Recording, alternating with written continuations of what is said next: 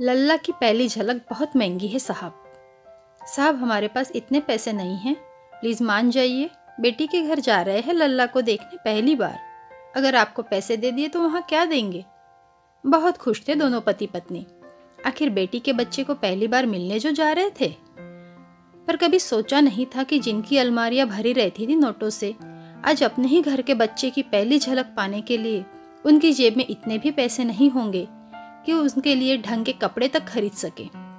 पर फिर भी खुद को उससे मिलने से रोक नहीं सके और स्टेशन जा पहुंचे। रिया मेडिकल की स्टूडेंट थी और आज अपने माँ बाबूजी से मिलकर वापस कॉलेज जा रही थी, जो दूसरे शहर में था। रिया ने कानों में ईयरफोन लगाए हुए थे और खिड़की से बाहर की ओर देख रही थी। तभी उसने देखा दो बुजुर्ग पति पत्नी गेट से चढ़े और वहीं बैठ गए।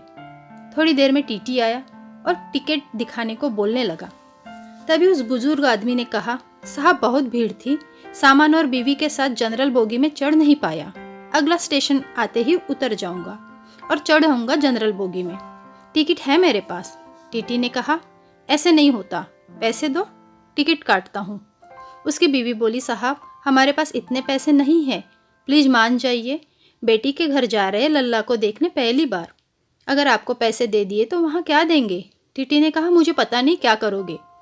तब उन अंकल जी ने आंटी को चुप रहने का इशारा किया और टीटी के तरफ 250 रुपये बढ़ा दिए। देखते ही टीटी बोला, ये क्या कर रहे हो, 250 रुपये से क्या होगा, पूरे 500 रुपये लगेंगे। और अंकल जी ने पैसे निकाल कर दे दिए, जैसे किसी से कोई उसकी संपत्ति छीन रहा हो। रिया को बहुत बुरा लगा, पर वो उनको जानती नहीं थी, इसलिए चुप रही। टीटी जाते ही आंटी बोली, अब बेटी के घर क्या देंगे।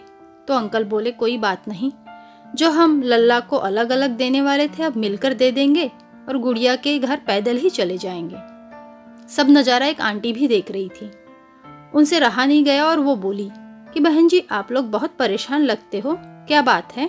तब आंटी ने उन आंटी से सारी बात बताई कि वो पहले बहुत बड़े बिजनेस के मालिक थे, लेकिन उनमें उन्हें घाटा हो गया और आज ये नौबत आ गई कि इकलौती बेटी के घर जब बेटा हुआ तो उसको देने के लिए हमारे पास पैसे ही नहीं हैं। उन्होंने आंटी को बोला कि फिर आप बेटी को इतनी परेशानी उठाकर क्यों मिलने जा रहे हो, उसे ही मिलने के लिए बुला लिया होता। तो वो बोली, असल में हमने गुड़िया को कुछ नहीं बताया, वरना वो वहाँ बैठी चिंता करती रहती।